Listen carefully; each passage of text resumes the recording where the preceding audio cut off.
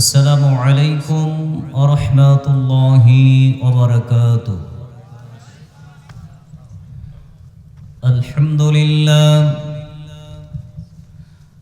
আলহামদুলিল্লাহ নাহমাদুহু ওয়া নাস্তাঈনুহু ওয়া নাস্তাগফিরুহু ওয়া নাউযু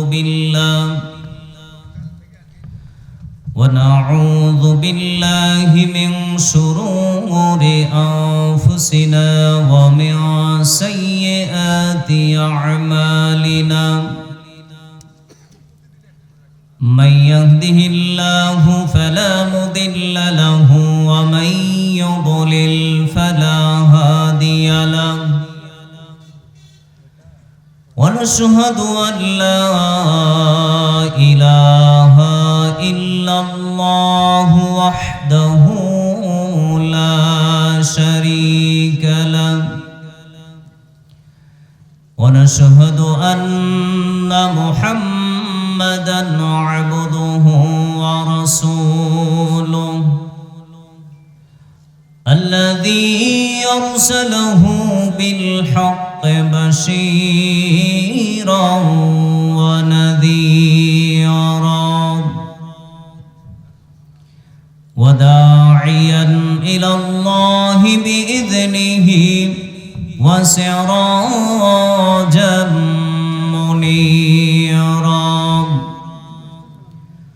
فقد قال الله تعالى في كلامه المجيد وفرقانه الحميد.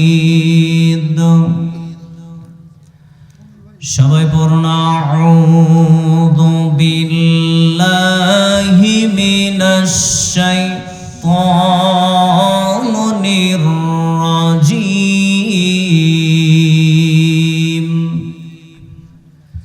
বিসমিল্লাহির রহমানির রহিম।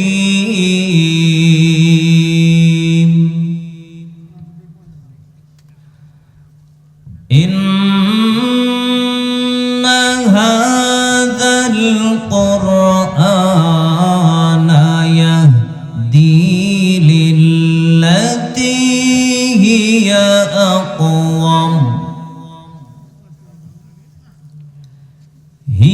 أقوم ويبشر المؤمنين الذين يعملون الصالحات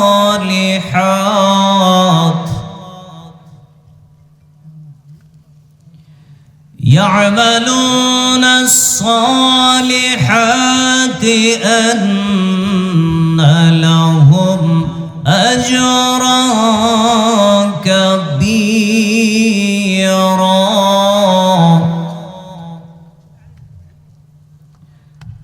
وأن الذين لا يؤمنون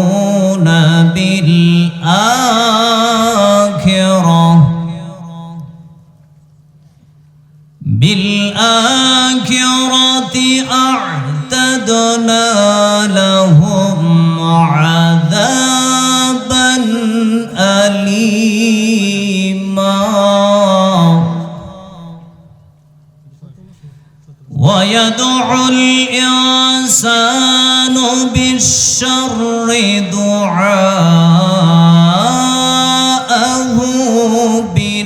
بالخير وكان الإنسان عجولا. بسم الله الرحمن الرحيم. عن عباس بن عبد المطلب رضي الله تعالى عنهما قال قال رسول الله صلى الله عليه وسلم ذاك طعم الإيمان من رضي بالله ربا وبالإسلام دينا وبمحمد رسولا أو كما قال النبي صلى الله عليه وسلم رواه مسلم. عن أبي أمامة رضي الله تعالى عنه قال سمعت رسول الله صلى الله عليه وسلم يقول اقرأوا القرآن فإنه يأتي يوم القيامة شفيعا لأصحابه أو كما قال النبي صلى الله عليه وسلم رواه مسلم চিৎকার দিয়ে একবার বলা যাবে কি আল্লাহু আকবার আরো জোরে বলতে হবে আল্লাহু আকবার وقال تعالى في شان حبيبه إن الله وملائكته يصلون على النبي يا أيها الذين آمنوا صلوا عليه وسلموا تسليما درود إبراهيم اللهم صل على محمد وعلى آل محمد كما صليت على إبراهيم وعلى آل إبراهيم إنك حميد مجيد اللهم بارك على محمد وعلى آل محمد كما باركت على إبراهيم وعلى آل إبراهيم إنك حميد مجيد সবাই একটু জিকির করেন লা ইলাহা জোরে লা ইলাহা আমরা স্মরণ করছি কাকে জোরে বলেন কাকে আমাদের সৃষ্টিকর্তাকে জোরে বলতে হবে আমাদের সৃষ্টিকর্তাকে আমাদের রিজিক দাতাকে আমাদের আইন দাতা বিধান দাতাকে ওই আল্লাহর নামের জিকির আসতে হবে না জোরে হবে আপনাদের কষ্ট হচ্ছে প্রচন্ড শীত চলছে মুখ যত নড়বে শীত তত চলে যাবে কথা বলেন ঠিক কিনা জোরে বলেন ঠিক কিনা মুসলমানদের কণ্ঠের আওয়াজ কণ্ঠের ধ্বনি নিম্নগামী হওয়ার কারণে আজকে সব জায়গায় কাফির বেঈমানরা দখল করে নিয়েছে মুসলমানরা হযরত আদম আলাইহিস সালামের সন্তান জাতির পিতা ইব্রাহিম আলাইহিস সালামের সন্তান আমাদের নবীর উত্তরসূরি আমরা আমাদের কণ্ঠের ধ্বনি আমাদের কণ্ঠের আওয়াজ উচ্চগামী হবে আমাদের আওয়াজ যত উচ্চগামী হবে শয়তান তত পালিয়ে যাবে জোরে বলেন ঠিক কিনা জোরে বলেন ঠিক কিনা মুসলমানদের বজ্রধ্বনি মুসলমানদের কণ্ঠ যত পারবে যত আওয়াজ হবে সারা দুনিয়ায় মুসলমানদের বিধান শক্তি তত প্রচার হতেই থাকবে জোরে বলেন ঠিক কিনা সেই আল্লাহর নামের ধ্বনি আওয়াজ আসতে হবে না জোরে হবে কষ্ট হবে আপনাদের একটু জিকির করেন লা ইলাহা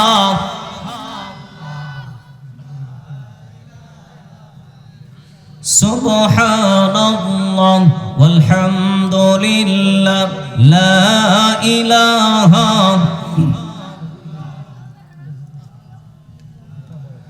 পাখির গানে গানে নদীর কলতানে যাই শোনা যায় ওই নামের গান ইল্লাল্লাহ লা ইলাহা জোরে লা ইলাহা সুবহানাল্লাহ ওয়ালহামদুলিল্লাহ লা ইলাহা যে নাম জপে আদম পেলেন ভুলের মাফি অগ্নিকুণ্ডে ইব্রাহিমের সেই নাম ছিল কাফি সে নাম জপে নূহের তরি সে নাম জপে নূহের তরি পার হয় উর্মিমালা আল্লাহ আল্লাহ জপ মন জপ সুবহানাল্লাহ লা ইলাহা জোরে লা ইলাহা লা ইলাহা ইল্লাল্লাহু মুহাম্মাদুর রাসূল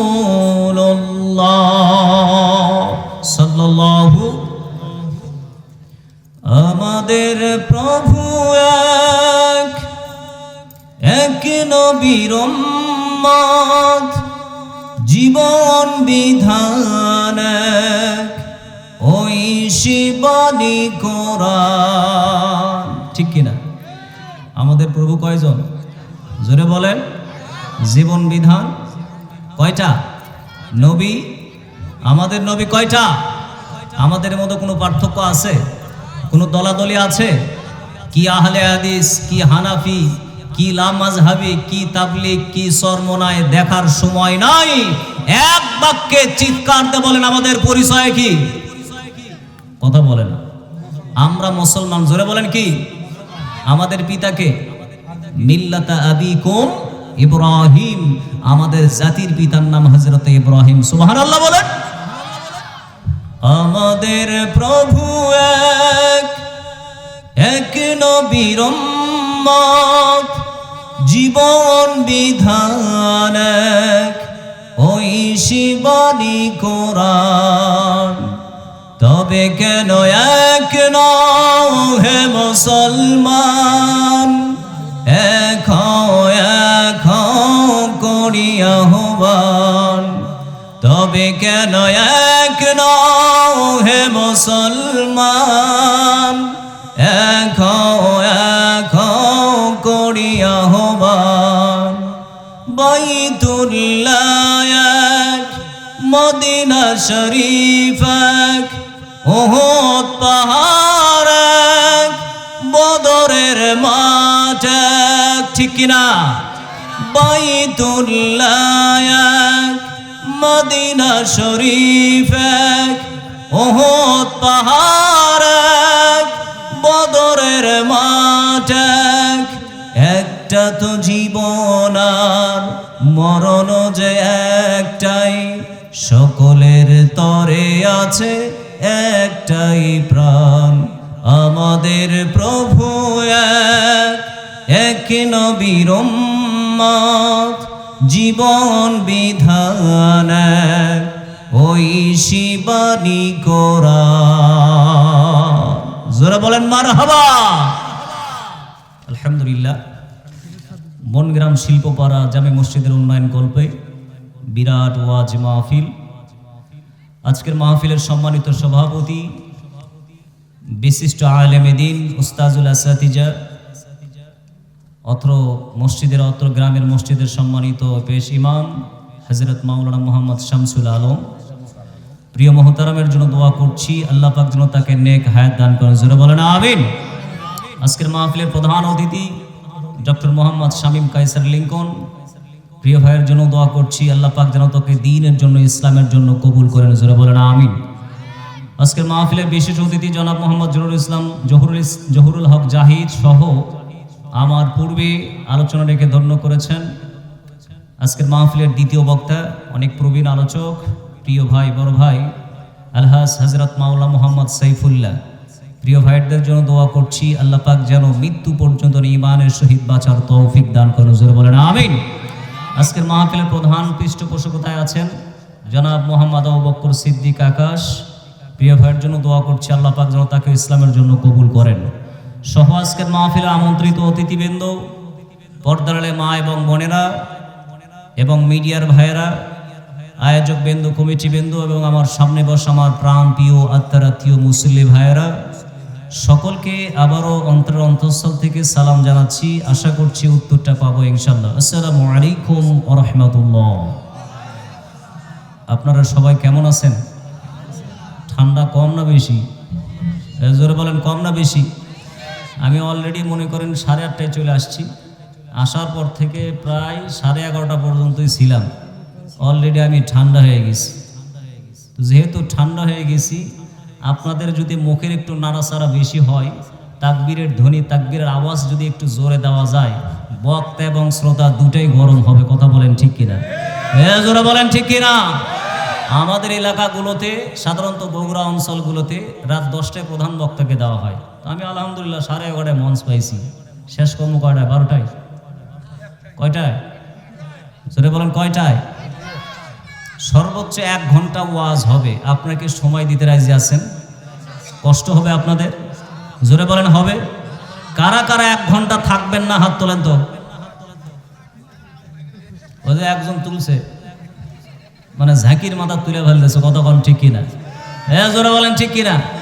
মানে বুঝে শুনে তোলেনি। ছোট্ট একটা গল্প মনে পড়ে যায়। আমি আলোচনা শুরু করব, 2-4-5 মিনিট একটু এক্সট্রা কথা বললে কি সমস্যা আছে আপনাদের? ছোট্ট একটা উদাহরণ দেব আমি। একজন ড্রাইভার, ট্রাকের ড্রাইভার, ধরেন গোবিন্দগঞ্জ থেকে ঢাকায় যাবে। ট্রাকের ড্রাইভারের সাথে থাকে কে? কথা বলেন, কে থাকে? হেল্পার থাকে। তো ট্রাকের ড্রাইভারের আবার অভ্যাস, হেল্পারের অভ্যাস, ট্রাক কিছু দূর যাওয়ার পরে থেমে একটু বিড়ি খায়, চা খায়, কতক্ষণ ঠিক কিনা? তো তারা একটা পাশের দোকানে দাঁড়িয়ে চা খাচ্ছে গাড়ি থামিয়ে। তো একটা লোক আবার আছে, সে আবার বগুড়া থেকে যাবে ঢাকায়। আমার বাসায় বগুড়ায়। তো বগুড়া থেকে যাবে ঢাকায়, কিন্তু তার কাছে তেমন গাড়ি ভাড়া নাই। 50-60 টাকা 100 টাকার মতো গাড়ি ভাড়া আছে। আপনারা বলেন তো 50-60 টাকা 100 টাকা দিয়ে কি ঢাকায় যেতে পারবি? আর যাওয়া লাগবে কিসে? ট্রাকে চলে যেতে হবে। জোরে বলেন কিসে? তো চা খাচ্ছে ড্রাইভার সাহেব। ট্রাকের বগির ভেতরে, বগির সামনের দিকে 5-6টা লাশ আছে। কিন্তু যেই লোকটা বগুড়া থেকে ঢাকায় যাবে, এ আবার চিন্তা করছে যে ট্রাক যেহেতু থেমে আছে, তো ট্রাকে উঠে বসে পড়বো, আল্লাহর নাম নিয়ে এমনি ঢাকা চলে যাবো, ভাড়াও দেওয়া লাগবে না। অবস্থা ভালো না খারাপ? তো লোকটা অন্ধকারের ভেতরে ট্রাকের বগির পেছনে বসে গেছে, সামনে লাশ, সে আর খেয়াল করেনি। এদিকে ড্রাইভার সাহেব চা খায়, হেল্পার চা খায়। খাওয়া শেষ হয়ে গেলে ট্রাকে উঠে ট্রাক টান দিচ্ছে। কিছু দূর যাওয়ার পরে তো ট্রাকের পেছনে ওই যে ফাঁক দিয়ে একটু জানালা আছে না, বগির দিকে তাকায়, অর্থাৎ গ্লাসের দিয়ে তাকিয়ে দেখে যে একটা লোক পেছনে বসে আছে, উঠে বিড়ি খাওয়া শুরু করছে। কি খাওয়া? এটা কিন্তু কোরআন হাদিসের কথা না, জাস্ট এই যে একটা এই ছেলের কারণে কথাটা আমার মনে পড়লো। তো ড্রাইভার হেল্পার বলতেছে, ওস্তাদ পেছনে ছায়া দেখেন, লাশ উঠে তাই বিড়ি খাওয়া শুরু করছে। কি উঠে? লাশ উঠে বিড়ি খাওয়া শুরু করছে। ড্রাইভার সাহেব পেছনে তাকায় দেখে, হ্যাঁ ঠিকই তো তাই, আমার গাড়িতে তো লাশ ছাড়া কোনো কিছু ছিল না। তো ড্রাইভার সাহেব বলতেছে, অবস্থা খুবই খারাপ, তাড়াতাড়ি গাড়ি থেকে দৌড়ো, ব্যাসপের চাইলে। বগুড়ার ভাষা কি বোঝা যায়? গায়েবান্ধা বগুড়া কিন্তু ভাষাভাষী, কতক্ষণ ঠিক কিনা? মানে আমি তুমি একটু বেশি হয়, কতক্ষণ ঠিক কিনা? তো এই এক পর্যায়ে ড্রাইভার বলছে, গাড়ি চালানো আমার পক্ষে সম্ভব না, গাড়ি থেকে দৌড়ো। ড্রাইভারও দৌড়ায়, হেল্পারও দৌড়ায়। পেছনে এই এখন চিন্তা করতেছে, কে রে ড্রাইভার দৌড়ায়, ঘটনা কি? মনে হয় সামনে ডাকাত পড়ছে, এই জন্য গাড়ি থুয়া ভাগছে, সুতরাং আমারও এখানে থাকা যাবে না। এই লোকটাও নেমে ড্রাইভারের পেছনে পেছনে দৌড়ায়। হেল্পার এখন বলতেছে, ড্রাইভার সাহেব পেছনে চায় দেখেন লাশ আইলো। কে আইলো? জোরে বলেন। আপনারা বলেন তো, ড্রাইভার এবং হেল্পার এরা কি তদন্ত করছে? আসলে কি প্রকৃতপক্ষে ওটা লাশ? এই যে তদন্ত করে নাই, বোঝে নাই, শুনে নাই, ঝাঁকির মাথায় দৌড়াচ্ছে, কতক্ষণ ঠিক কিনা? আমার এই বাংলাদেশে, এই বাংলার জমিনে, এই গাইবান্ধার মাটি সহ সারা বাংলাদেশে কিছু শ্রেণীর শ্রোতা আছে, কিছু শ্রেণীর দর্শক মন্ডলী আছে, আর হুজুকে বাঙালি এমনি দৌড়াই, এমনি হাত তোলে, কতক্ষণ ঠিক কিনা? আমি মনে করব আপনারা খুব সচেতন ব্যক্তি। আমিও যদিও 11:30টায় উঠছি, আলহামদুলিল্লাহ সমস্যা নাই। 1 ঘন্টা ওয়াজ হবে, আমরা 1 ঘন্টা থাকবো না ভাগবো? জোরে বলেন, কারা কারা ভাগবো? হাত তোলেন তো। তাও তুলছে পারে সবাই, একটু হাত টান টান করেন তো আমার সাথে সবাই, প্লিজ। সবাই সবাই আল্লাহর জন্য, রাব্বাকা ফাকাব্বির, আমরা একটু আল্লাহর জন্য তাকবীর দেব। কার জন্য? আমার নবীকে আল্লাহ পাক অর্ডার করেছেন, হে আমার প্রিয় দোস্ত, প্রিয় হাবিব, আপনি আপনার রবের নামে তাকবীর দেন। সেই তাকবীর দিতে রাজি আছি আমরা? জোরে বলেন আসি? নারে তাকবীর, লিল্লাহি তাকবীর। ভাই হচ্ছে না, এই আওয়াজ দিয়ে কাজ হবে না। লোক অনেক হয়েছে আলহামদুলিল্লাহ, একটু কণ্ঠকে আরো জোরে বাড়ায় দিতে হবে। রাজি আছি? এই হাত নামাচ্ছে কে কে দেখেন তো, একটু ঘুতা দেন। হাত তুলছি কার জন্য? এই হাত প্যারালাইসিস হবে না ইনশাআল্লাহ। সবাই জোরে তাকবীর হবে। নারে তাকবীর। যদি আমাকে সুযোগ দান করেন, এই আয়াতগুলোকে আলোকে আলোচনা করা হবে ইনশাআল্লাহ। ততক্ষণ থাকবেন আপনারা তো ইনশাআল্লাহ? সরাসরি কোরআন এবং হাদিস থেকে এবং ইতিহাস ভিত্তিক কথা হবে, শুনতে রাজি আছি? মাঝে মধ্যে দুই একটা উদাহরণ আসতে পারে, হয়তোবা মনে করতে পারেন এই আবার পুরানো আছে নাকি হুজুর, নাও থাকতে পারে, কথা কম ঠিক কিনা। বাস্তবতার সাথে আমসাল উদাহরণ এইগুলো স্বয়ং আল্লাহ পেশ করেছেন, কথা বলেন ঠিক কিনা। এই কোরআনের ভেতরে মশা মাছির কথা আছে না নাই? আছে না নাই? এটা এমন একটা কিতাব, এইটা এমন একটা গ্রন্থ, এর ভেতরে এমন কোনো কিছু নাই যে আল্লাহ পাক বাদ দেন নাই, সকল কিছু ঢুকাই দিয়েছেন তিনি কে? জোরে বলতে হবে।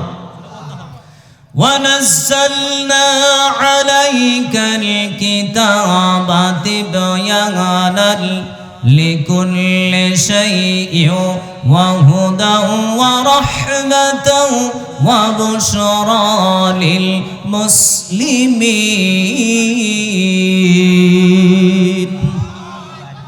সূরা আন-নাহল আয়াত নম্বর 89 অংশ বিশেষ আল্লাহ রাব্বুল আলামিন বলেন, এইটা এমন একটা কিতাব, জোরে বলেন তো কিতাবের নাম কি? আরো আস্তে কোন, গুনাহ হবি নাকি? জোরে বলেন কিতাবের নাম কি?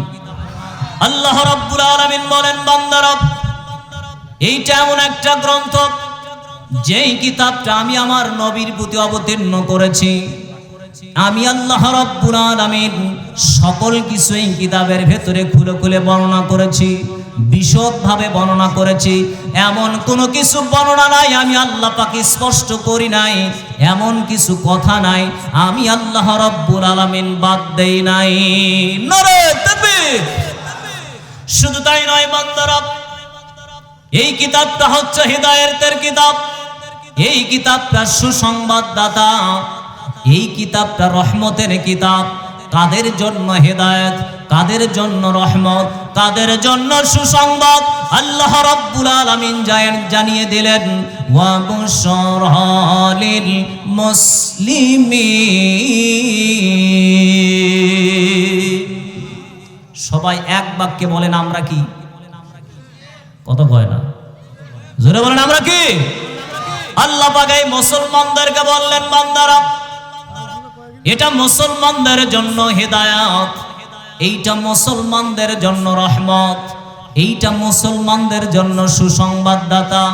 যারা এই কোরআনের আলোচনা শুনবে, কোরআনের মাহফিলে বসে থাকবে, তাফসীর শুনবে, কোরআনের রাসূলের সুন্নাহ হাদিস শুনবে, আল্লাহ পাক জানিয়ে দিলেন ওই জায়গায় আমি আল্লাহ রাব্বুল আলামিন লাআল্লাকুম তুরহামুন, আমি আল্লাহ পাক রহমত নাজিল করে তোমরা রহমত প্রাপ্ত হবে। দিন শেষে তোমাদের গুনাহগুলি মাফ করে দিয়ে আমি আল্লাহ পাক জান্নাত দিয়ে দিব। নারে তাকবীর! এমন একটা কিতাব থেকে, একটা সূরা থেকে কয়েকটি আয়াত তেলাওয়াত করেছি। আপনারা কি শুনতে আপত্তি আছে ভাই? কোনো কষ্ট হবে?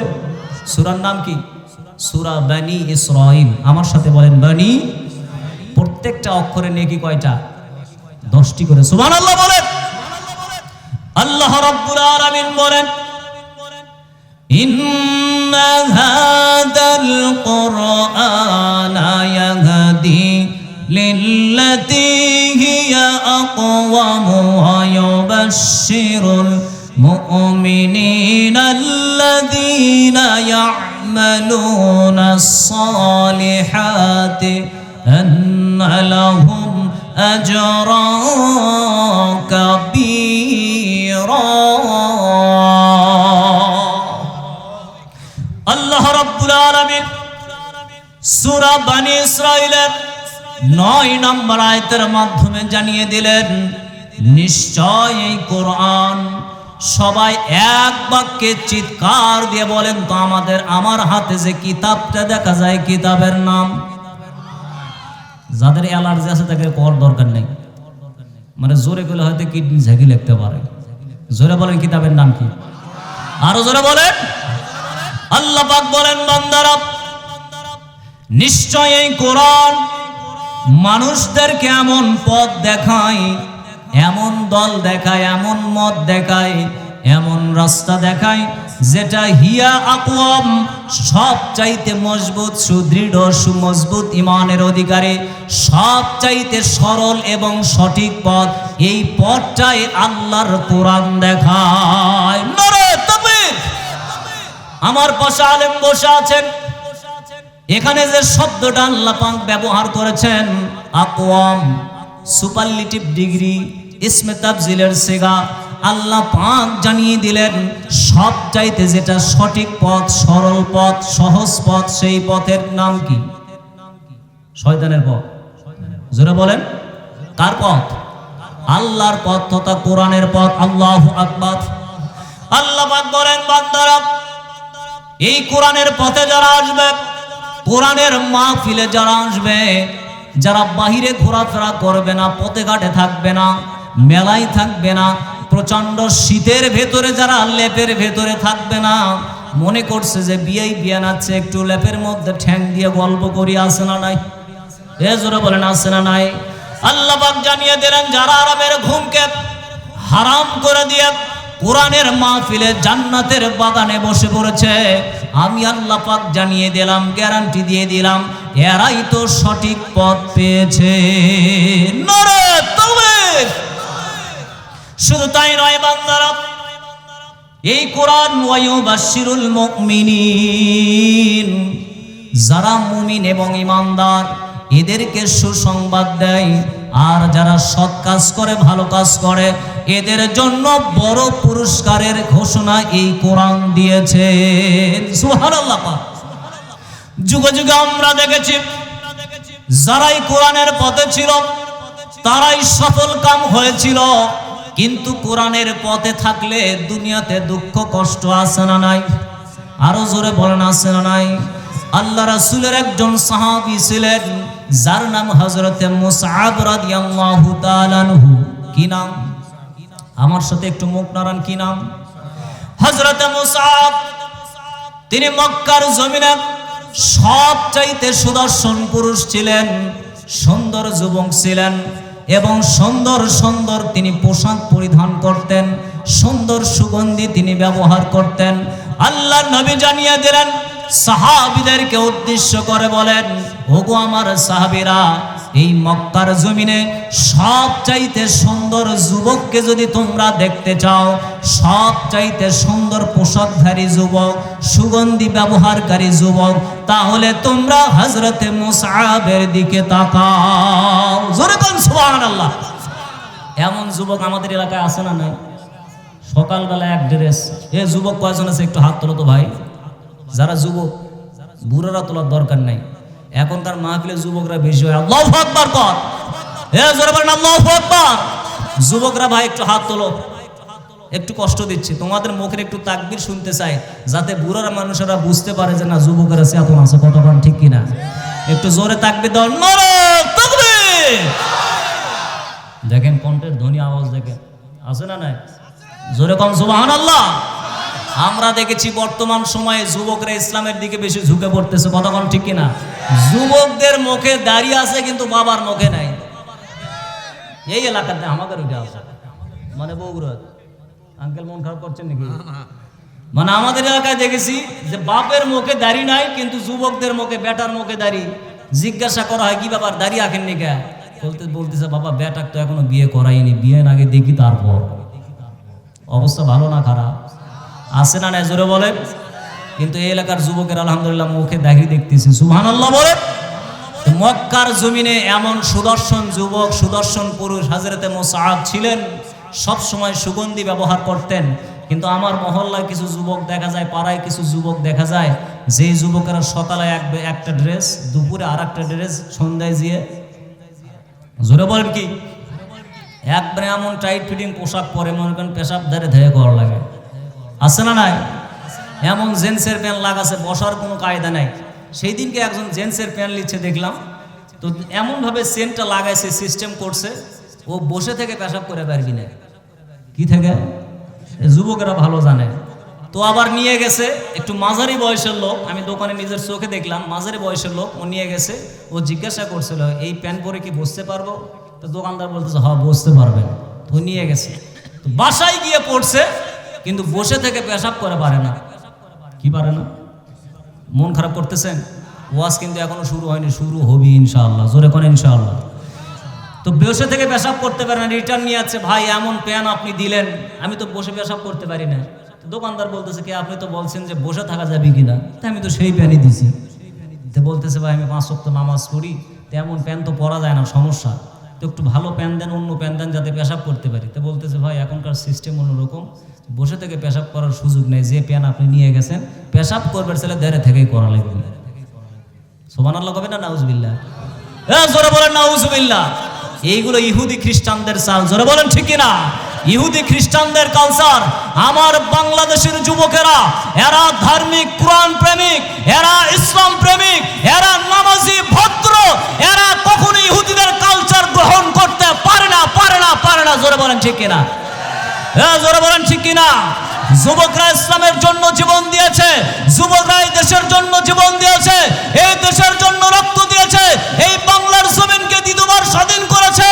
যুবকরা প্রয়োজন হলে আবারও জীবন দেবে, এই বাংলার জমিনে কোরআনের শাসন কায়েম করে ছাড়বে। কোন কোন যুবক আমার পক্ষে রাজে? শুধু হাত তুলে আল্লাহকে দেখায় দাও। তাকবীর নাই মুখত? না না থাক, আসছে কোনটা ভেঙে যাবি।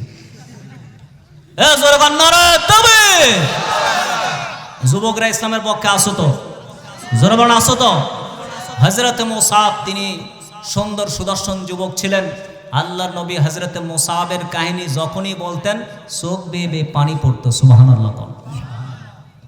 হযরত মুসাব রাদিয়াল্লাহু তাআলা আনহু এমন তীক্ষ্ণ ব্রেনি ছিলেন, মস্তিষ্ক অত্যন্ত শার্প ছিল, ভদ্র এবং সুন্দর তিনি ছিলেন। সুবহানাল্লাহ বলেন।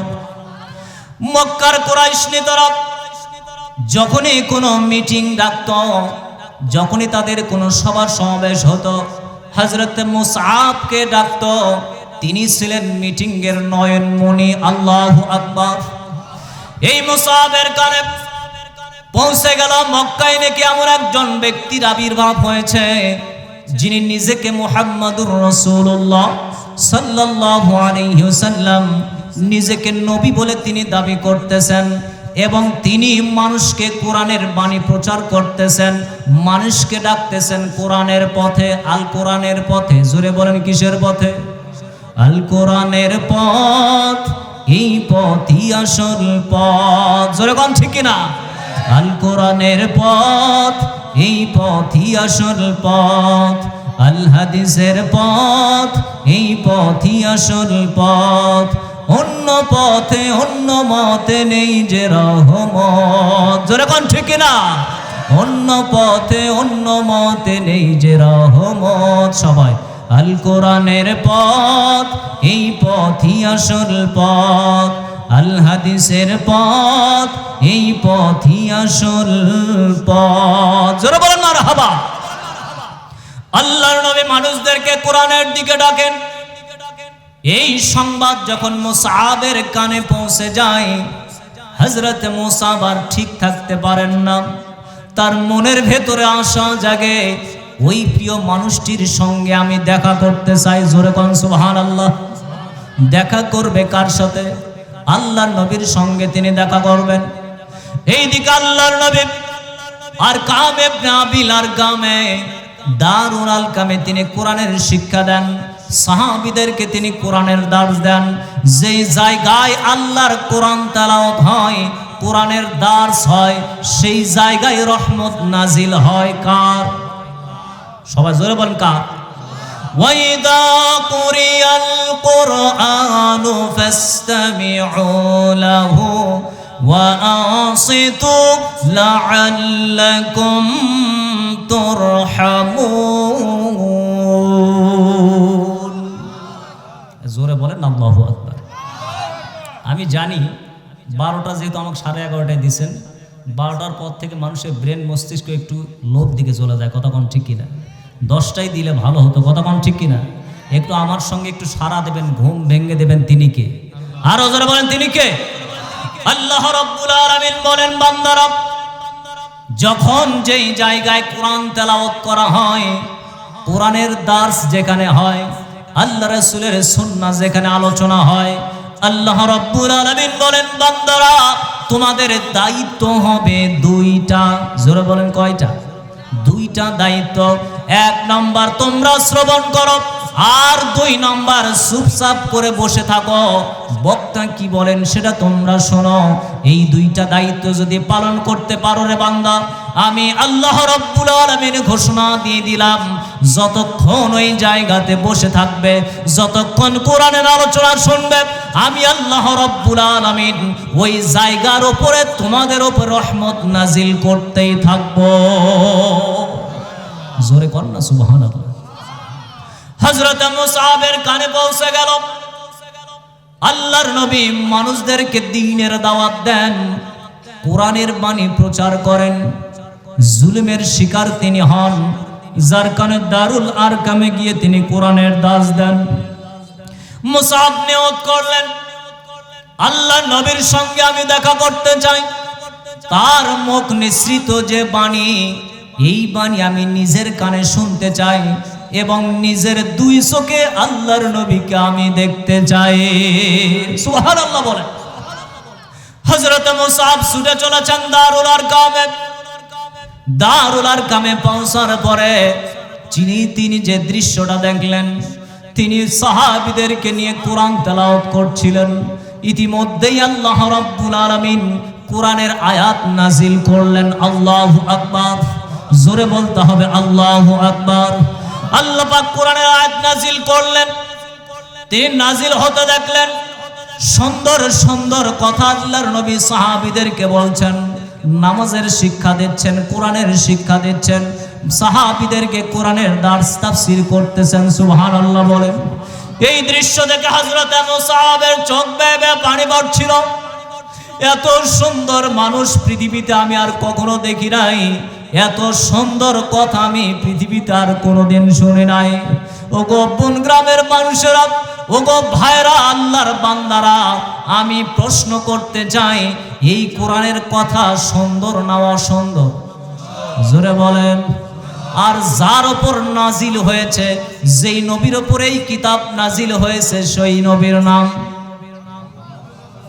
আস্তে কম মুহাম্মাদুর রাসূলুল্লাহ সাল্লাল্লাহু আলাইহি ওয়াসাল্লাম। আমি প্রশ্ন করতে চাই, কোরআনের ভাষা সুন্দর, কোরআনের কথা সুন্দর, যেই নবীর উপরে কোরআন নাজিল হয়েছে, সেই নবী নিজেই যদি কোরআন তেলাওয়াত করে, সুন্দর লাগবে না অসুন্দর? হযরত মুসআবের চোখ বেয়ে বেয়ে পানি পড়ছিল। তিনি চিন্তা করলেন, এটাই আমার মোক্ষম সময়, এইটাই আমার সুযোগ, আমি আল্লাহর নবীর হাতে হাত রেখে আমি মুসলমান হয়ে যাব। নারে তাকবীর। হযরত মুসআব অগ্রসর হলেন, আল্লাহর নবীর বরাবর তিনি বসে গেলেন। আল্লাহর নবী হযরত মুসআবের বুকের উপরে হাত দিলেন, শরীরের উপরে হাত দিলেন। একটি হাত, ইতিহাসের ভেতরে লেখা হয়, হযরত মুসআব বলে, আল্লাহর নবী যখন আমার শরীরে দেহে হাত দিলেন, হাত দেওয়ার সঙ্গে সঙ্গে আমার ভেতরে যে জ্ঞান ছিল, আমার ভেতরে যে শক্তি ছিল, আমার ভেতরে যে সাহস ছিল, আল্লাহ রাব্বুল আলামিন আল্লাহর নবীর হাতের মাধ্যমে বহু গুণে ঈমান আল্লাহ পাক বাড়িয়ে দিয়েছিলেন। ইন্নামাল মুমিনুনা আল্লাযীনা ইযা যুকিরাল্লাহু ওয়াজিলাত কুলুবুহুম ওয়া ইযা তুলিয়াত আলাইহিম আয়াতুহু যাদাতুহুম ঈমানাও ওয়া আলা রাব্বিহিম ইয়াতাওয়াক্কালুন। জোরে কন্না আল্লাহু আকবার। সূরা আনফাল আয়াত নম্বর 2, আল্লাহ রাব্বুল আলামিন বলেন, প্রকৃত ঈমানদার তো ওরাই, যখন ওদের সামনে আল্লাহর নামের জিকির করা হয়, আল্লাহর নামের উচ্চারণ হয়, তখন ওদের অন্তর ভীত কম্পিত হয়ে যায়। সুবহানাল্লাহ বলে। কার নামের জিকির? জোরে বলে। কিছু কিছু জাকের পার্টি আছে না নাই, জিকির করতে করতে লুঙ্গি খুলে ফেলে দেয়, আছে না নাই? জিকির করতে করতে গোঁজ বয়ে ওঠে, তাক আবার টানে নামায়, কথা বল ঠিক কিনা? জিকির করতে করতে ফিরে উঠলে উল্টা পড়ে। সত্য না মিথ্যা? ভিডিও তো আমরা দেখতে পাচ্ছি, কথা কম ঠিক কিনা? আমি কিন্তু বগুড়ার ঐতিহাসিক জায়গা মহস্থানগড়, সেই মহস্থানগড় শাহ সুলতান বলকি রহমতুল্লাহ আলাই ফাজিল ডিগ্রি মাদ্রাসার কিন্তু আমি আরবিক লেকচারার প্রভাষক, কিন্তু পোস্টারে লেখা হয় নাই। তো আমি প্রতিনিয়ত সেখানে যেহেতু প্রত্যেক দিন আমার যেতে হয় চাকরির সুবাদে, আমি প্রত্যেকটা দিন কোনো না কোনো পাগলা পাগলিক দেখতে পাই, বিভিন্ন জাকের পার্টিক দেখতে পাই, তাদের ভাবই আলাদা। মাজারের ওপরে গিয়ে দেখবেন মাজারের পাশে স্টল আছে, স্টলের ভেতরে একজন লোক বসে থাকে সালা গাওয়াত দিয়ে, এর নাম হচ্ছে সালা বাবা। কি বাবা? জোরে বলেন। তাই আমি ছাত্রদেরকে জিজ্ঞাসা করলাম কি ঘটনা, এর গাওয়াত সালা কে? আমরা তো পোশাক পরে ঠান্ডাতেই কাটাচ্ছে না, আরো চাদর পরলে ভালো হয়, তার গাওয়াত সালা কে? হচ্ছে হুজুর খুব কামিলেত লোক। কি লোক? তা আসুন নামাজ আমরা জামাতের সাথে বললাম, তুই স্টলের ভেতরে গে, ঘটনা কি? তে বলতেছে হুজুর ওই লোকের বলে আমরা শুনছি মসজিদে গিয়ে নামাজ পড়া লাগে না, ওই যেখানে যে অবস্থায় থাকে ওজু সারে নামাজ হয়। দেখছে, তাও নাউজুবিল্লাহ কয় না, নাউজুবিল্লাহ। এমন ভণ্ড আছে না নাই? কিছু দূর যাওয়ার পরে দেখবেন গলাত খালি সেকল আর সেকল, এর নাম কি? সেকল বাবা।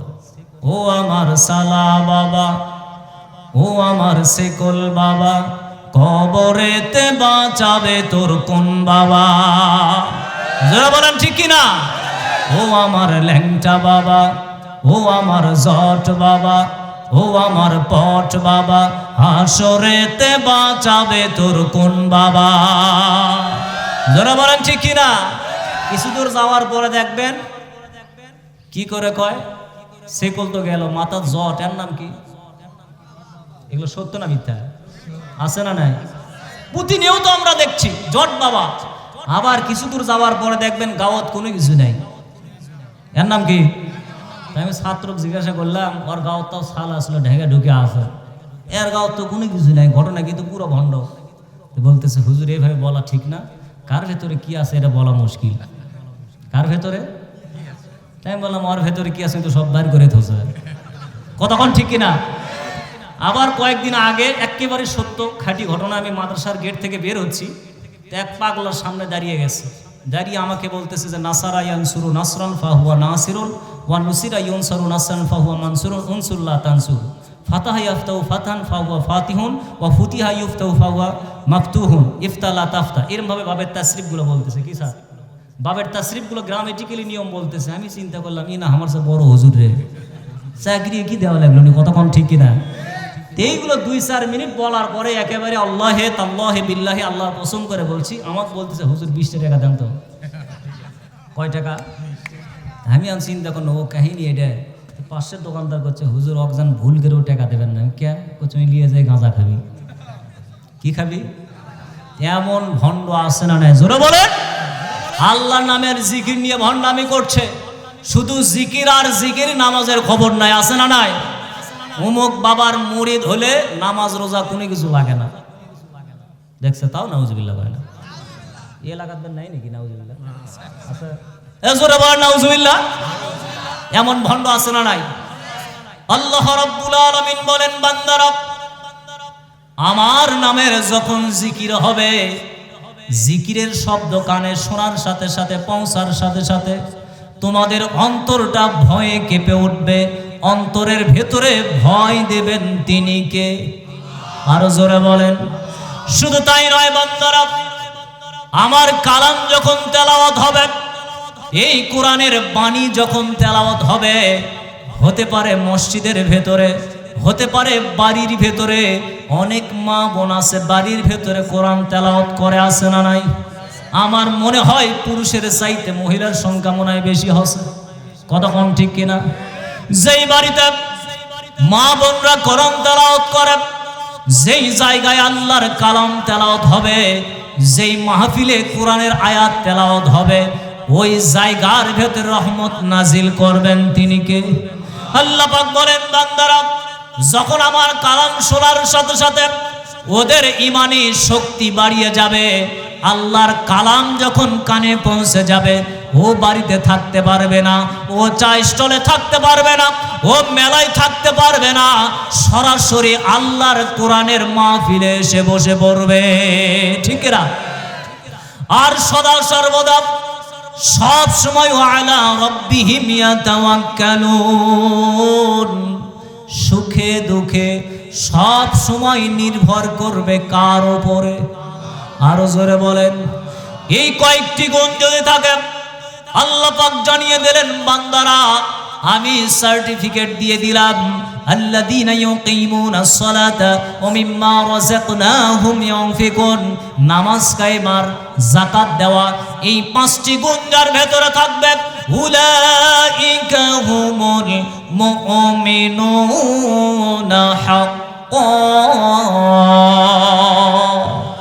এরাই হচ্ছে প্রকৃত ঈমানদার। ভাষাকার, জোরে বলেন কথাকার। লাহুম দারাজাতুন ইনদা রাব্বিহিম ওয়া মাগফিরাতুন ওয়া রিজকুন কারীম।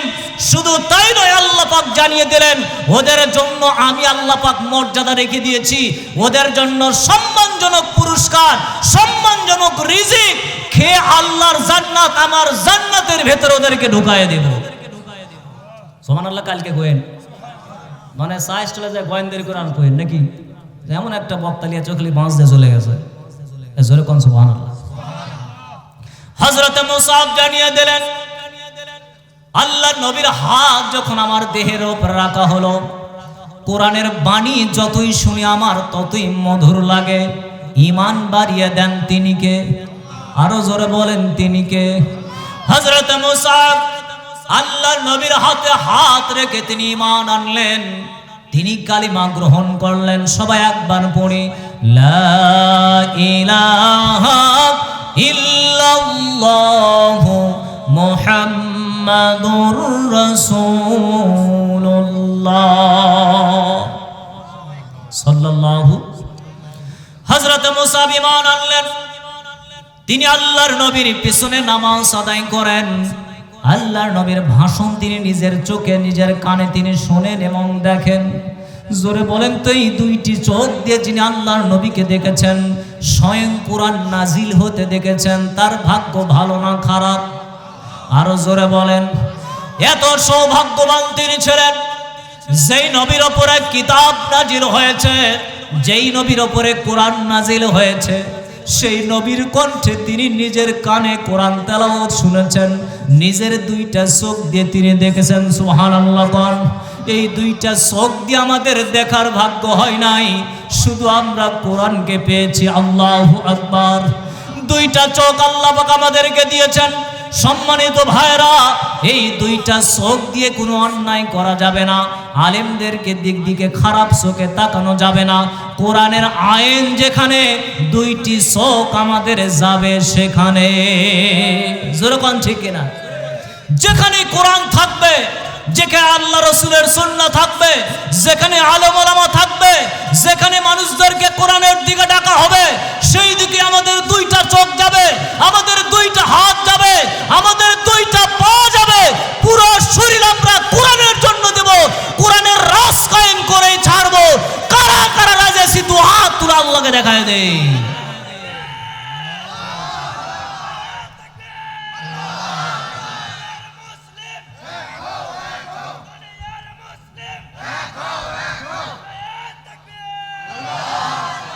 আপনাদের কষ্ট হচ্ছে? চোখ আছে কিন্তু চোখের কি নাই? জোরে বলেন না কেন? ওয়ালাউ নাশাউ লাতামাসনা আলা আ'য়ুনিহিম ফাস্তাবাকুস সিরাতা ফাআন্না ইউবসিরুন। আল্লাহ পাক ইচ্ছা করলে চোখের আলো কি করতে পারতেন? জোরে বলেন। আল্লাহ পাক যদি ইচ্ছা করতেন, এই দুইটা চোখের আলো আল্লাহ পাক কেড়ে নিতে পারতেন। ফলে আমরা দেখতে পাইতাম না, আমরা রাস্তাও চিনতে পাইতাম না, শুধু ওই কানার মতো আমরা হাঁটাতাম। কতক্ষণ ঠিক কিনা? আল্লাহ পাক দুইটা চোখ আমাদেরকে দিয়েছেন, সুতরাং এই দুইটা চোখ আমাদের থাকবে কোরআনের মাহফিলের দিকে, এই দুইটা চোখ আমাদের থাকবে মসজিদের দিকে, এই দুইটা চোখ থাকবে আলেম ওলামাদের দিকে। জোরে বলেন ঠিক কিনা? এই দুইটা চোখ আমাদের থাকবে, এই দুইটা হাত আমাদের থাকবে আল কোরআনের শাসনের দিকে। এই বাংলার জমিনে যেন কোরআনের শাসন কায়েম হয়, কোরআনের বাণী যাতে প্রচার হয়, এই জন্য আমাদেরকে জীবন দেওয়াও লাগতে পারে। হযরত মুসআব জানিয়ে দিলেন, আমি নিজের চোখে দেখলাম আল্লাহর নবী কোরআন তেলাওয়াত করছেন, আমাদেরকে কোরআনের বাণী শোনাচ্ছেন। তিনি আল্লাহর নবীর পেছনে নামাজ আদায় করেন, কোরআন তেলাওয়াত শোনেন। কত বড় সৌভাগ্য তার হয়েছিল, এত সুন্দর ঈমান তিনি পেয়েছিলেন। সরাসরি আল্লাহ রাসূলকে তিনি দেখতে পেয়েছেন। সুবহানাল্লাহ বলেন। হঠাৎ করে একদিন ওসমান ইবনে তালহা তার চোখে পড়ে যায় মুসআব কি যেন করছে, আল্লাহ রাসূলের মতো নামাজ আদায় করতেছে, কোরআন তেলাওয়াত করে। এই সংবাদটা বাইদি বাই মক্কার অলিতে গলিতে পৌঁছে যায়। সেই সময় ইন্টারনেট ছিল না, সেই সময়ে কোনো ফেসবুক ছিল না, সেই সময় ইউটিউব ছিল না, কোনো কিছুই ছিল না, মাইক ছিল না, বক্স ছিল না, কম্পিউটার ছিল না। মুহূর্তের ভেতরে মক্কার অলিতে গলিতে হযরতে মুসআবের সংবাদ পৌঁছে যায় যে হযরতে মুসআব আল্লাহ রাসূলের মতো নামাজ পড়ে, আল্লাহ রাসূলের মতো কোরআন তেলাওয়াত করে, আল্লাহ রাসূলের প্রতি সে ঈমান এনেছে। আল্লাহু আকবার বলে। হযরতে মুসআবের মা ছিলেন অত্যন্ত ধনাঢ্য ব্যক্তি, সম্পদশালী তিনি ছিলেন। বেশি সম্পদ হওয়ার কারণে হযরত মুসআব বিলাসিতার সাথে জীবন পরিচালনা করেছিলেন। সুন্দর সুন্দর পোশাক তিনি পরিধান করতেন, সুন্দর সুগন্ধি আতর তিনি ব্যবহার করতেন। দুনিয়ার কাউকে তিনি ভয় পাইতেন না, শুধুমাত্র মাকে তিনি বেশি ভয় পাতেন। অনেক সন্তান আছে দেখবেন বাবাকে ভয় পায় না, কিন্তু ভয় পায় কাকে? জোরে বলেন। অনেক মা বোন আলোচনা শুনতেছেন, মা বোনদের জন্য কিছু আলোচনা আমি করব, শুনতে রাজি আছেন? সময় কিন্তু 12:30 প্রায় বাজে। আমি বলছি 1 ঘন্টা আলোচনা হবে, আর আধা ঘন্টা কি টাইম দেওয়া যাবে? জোরে বলেন, যাবে? হযরত মুসআবের বাপ অত্যন্ত ধনাঢ্য ছিলেন। হযরত মুসআব কাউকে ভয় পাইতেন না, কেবলমাত্র শুধুমাত্র আল্লাহর পরেই তিনি মাকে বেশি ভয় পাইতেন। এইবার মুসআবের সংবাদটা মায়ের কানে পৌঁছে যায়। মা বলে, মুসআব রে, আমার কানে ভেসে আসলো, আমি নাকি শুনতে পেলাম তুমি নাকি আল্লাহর নবীর প্রতি ঈমান এনেছো, তুমি আমাদের ধর্ম ত্যাগ করেছো। এটা কোশ্চেন কালেও হতে পারে না। তুমি আমার আদরের দুলাল, আমি অনেক সম্পদ টাকা পয়সা তোমার জন্য ব্যয় করেছি, যখন তুমি যা কিছু চাইছো তখন আমি তা কিছু নিয়ে দিয়েছি, আমি অনেক কিছু খরচ করেছি। কোশ্চেন কালে এটা হতে পারে না। অবশ্যই অবশ্যই আল্লাহ রাসূলের দরবার তোমাকে ছাড়তে হবে। নাউজুবিল্লাহ কবেন না? পিতা মাতার এই আদেশ কি মানা যাবে? ওয়াকাদা রাব্বুকা আল্লা তা'বুদু ইল্লা ইয়্যাহু ওয়া বিল ওয়ালিদাইনি ইহসানা। আল্লাহু আকবার বলে। আল্লাহর ইবাদতের পরে সর্বপ্রথম আল্লাহর ইবাদত করতে হবে, আল্লাহর দাসত্ব গোলামি করতে হবে। জোরে বলেন তো, আমরা ইবাদত করি কার? আরো জোরে বলেন। মসজিদের ভেতরে কার ইবাদত করি? মাদ্রাসার ভেতরে কার ইবাদত করি? বাড়ির ভেতরে কার ইবাদত করি? কথা কয় না পারে। জোরে বলেন তো, সমাজে কার ইবাদত করি? পার্লামেন্টে কার ইবাদত করি? তাও তো চাল না সরকারে জায়গা। এবার বুঝে পারছে ঠিক কথা কোন ঠিক কিনা? তো মসজিদের ভেতরে যে আল্লাহর ইবাদত করলাম, বাড়ির ভেতরে যে আল্লাহর ইবাদত করলাম, সমাজে এবং পার্লামেন্টে ওই আল্লাহর বিধান পালন করার দরকার আছে না নাই? জোরে বলে। যারাই আল্লাহর কোরআন বাস্তবায়ন করতে চাইবে, কোরআনের শাসন যারাই চাইবে, অবশ্যই আমরা তাদের পক্ষে আছি না নাই? জোরে বলেন, আছি না নাই? আল্লাহর ইবাদতের পরে পিতামাতার আনুগত্য করতে হবে, দাসত্ব করতে হবে, ভালোবাসতে হবে। হুকুম কার? কিন্তু মুসআবের মা জানিয়ে দিল যে বাবা, আল্লাহ রাসূলের দরবার ছাড়তে হবে। বাবা মা যদি কোনো কুফরের দিকে ডাকে, সেই আদেশ কি মান্য করা যাবে? জোরে বলেন। হযরত মুসআব বলে, মা, আমার জীবন চলে যাবে, আমি স্বীকার করি তুমি আমাকে 10 মাস 10 দিন গর্ভে ধারণ করেছো, তুমি আমাকে আমি অনেক কষ্ট দিয়েছি, অনেক লাথি গুড়ি তোমাকে মেরেছি, প্রচন্ড শীতের ভেতরে তোমার লেপের ভেতর আমি প্রসব করে দিয়েছি। তুমি আমাকে ডান পাশে রেখেছিলে, ডান পাশে আমি প্রসব করে দিয়েছিলাম। তুমি আমাকে বাম পাশে রেখেছিলে, বাম পাশে আমি প্রসব করে দিয়েছিলাম। সেখান থেকে তুমি আমাকে বুকের ওপর রেখেছিলে। ওই প্রচন্ড কনকনা শীতের ভেতরে আমি তোমাকে বুকের ওপরে প্রসব করে দিয়েছি, তবুও এক চুল পরিমাণ তুমি আমার প্রতি বিরূপ মন্তব্য করো নাই, তুমি আমাকে সর থাপ্পড় মানো নাই। এইরকম আমাদের মায়েদের জীবনে ইতিহাস আছে না নাই? আরো জোরে বলেন আছে না নাই? ও আমার বোন গ্রামের বাসীরা, আমি বলতে চাই, যেই মা সন্তানের জন্য জীবন দেয়, যেই মা সন্তানের জন্য কষ্ট করে, সেই মার আনুগত্য করতে হবে, সেই মাকে ভালোবাসতে হবে। হুকুম কার? আরো জোরে বলেন কার? হযরত মুসাব বলে, মারে আমাকে বড় করার পেছনে তোমার অনেক অবদান আছে, এইটা আমি স্বীকার করি, কিন্তু কোশ্চেন কালেও আমার জীবন চলে যাবে, আমি মাকে ছাড়তে রাজি আছি, আমি পরিবার পরিজন ছাড়তে রাজি আছি, তবু এক চুল পরিমাণ আল্লাহর কোরআন, আল্লাহর রাসূল ছাড়তে রাজি নাই। নারে তাকবীর! এইবার হযরতে মুসাবের মা মক্কার নেতাদের সামনে হাজির করলো নিজের কলিজার টুকরা সন্তানকে।